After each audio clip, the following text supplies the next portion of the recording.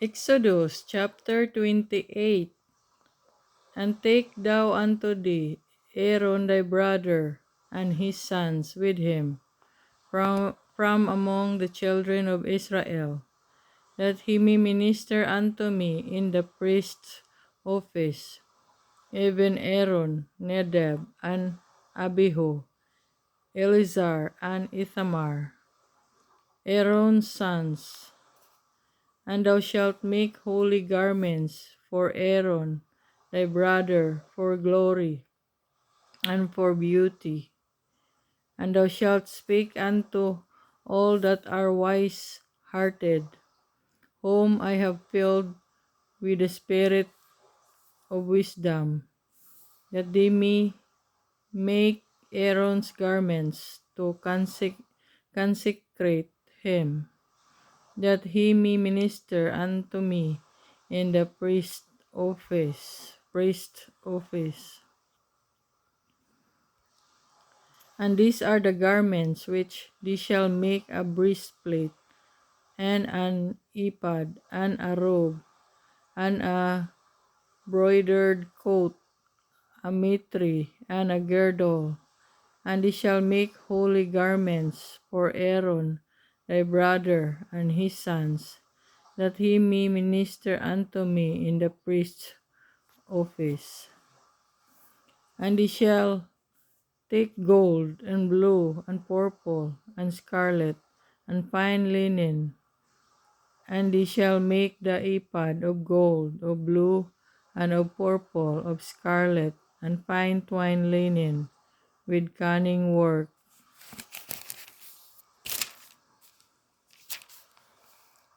It shall have the two shoulder pieces thereof joined at the two edges thereof, and so it shall be joined together. And the curious girdle of the ephod, which is upon it, shall be of the same according to the work thereof, even of gold, of blue, and purple, and scarlet, and fine twined linen. And thou shalt take two onyx stones, and grave on them the names of the children of Israel, 6 of their names on one stone, and the other 6 names of the rest on the other stone, according to their birth, with the work of an engraver in stone, like the engravings of a signet, shalt thou engrave the two stones with the names of the children of Israel. Thou shalt make them to be set in ouches of gold. And thou shalt put the two stones upon the shoulders of the ephod for stones of memorial unto the children of Israel. And Aaron shall bear their names before the Lord upon his two shoulders for a memorial. And thou shalt make ouches of gold, and the two chains of pure gold at the ends of written work shalt thou make them, and fasten the written chains to the ouches.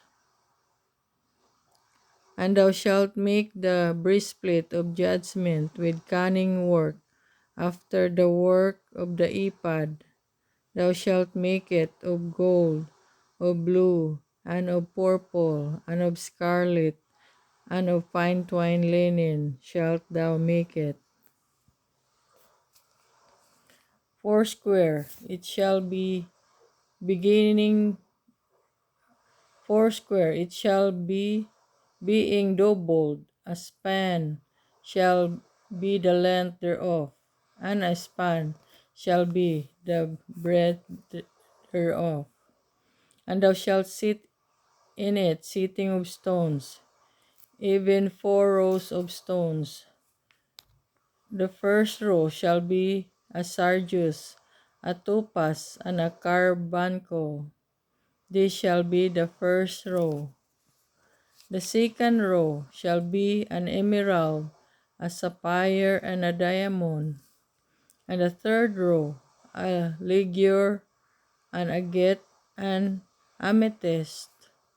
And the fourth row, a beryl, and an onyx, and a jasper. Ye shall be set in gold in their enclosings. And the stones shall be with the names of the children of Israel, 12, according to their names, like the engravings of a signet, every one with his name shall they be, according to the 12 tribes. And thou shalt make upon the breastplate chains at the ends of wreathen work of pure gold.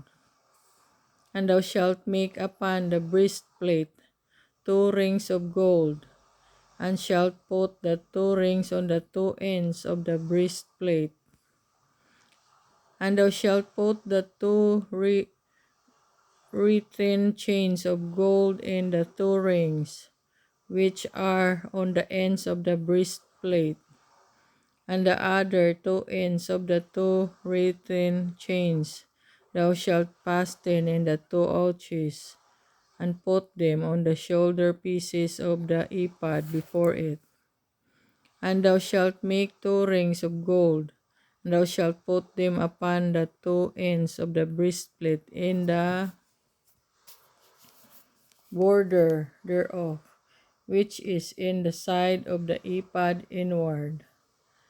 And 2 other rings of gold thou shalt make, and shalt put them on the 2 sides of the ephod, underneath toward the forepart thereof, over against the other coupling thereof, above the curious girdle of the ephod. And he shall bind the breastplate by the rings thereof unto the rings of the ephod with a lace of blue, that it may be above the curious girdle of the ephod, and that the breastplate be not loosed from the ephod. And Aaron shall bear the names of the children of Israel in the breastplate of judgment upon his heart, when he goeth in unto the holy place, for a memorial before the Lord continually. And thou shalt put in the breastplate of judgment the Urim and the Thummim, and it shall be upon Aaron's heart, when he goeth in before the Lord. And Aaron shall bear the judgment of the children of Israel upon his heart before the Lord continually. And thou shalt make the robe of the ephod all of blue.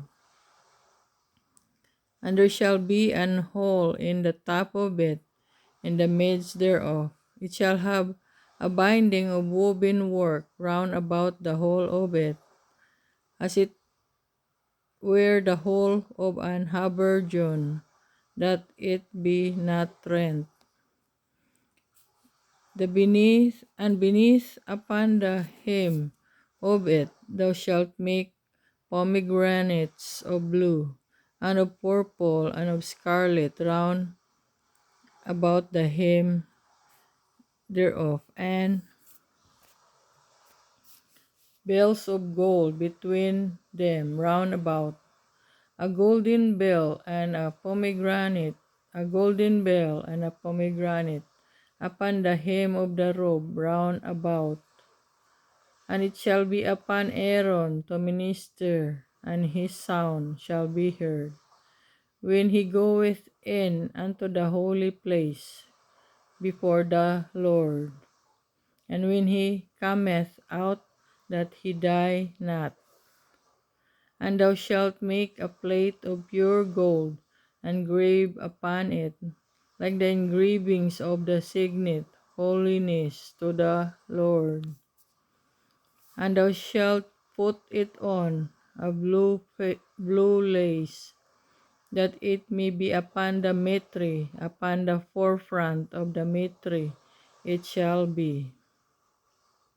And it shall be upon Aaron's forehead, that Aaron may bear the iniquity of the holy things which the children of Israel shall hallow in all their holy gifts, and it shall be always upon his forehead, that they may be accepted before the Lord.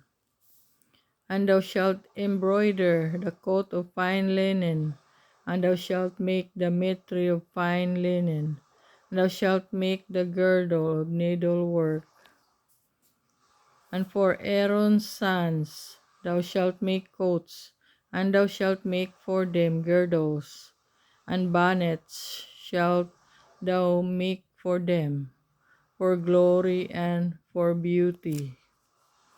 And thou shalt put them upon Aaron thy brother, and his sons with him, and shalt anoint them, and consecrate them, and sanctify them, that they may minister unto me in the priest's office. And thou shalt make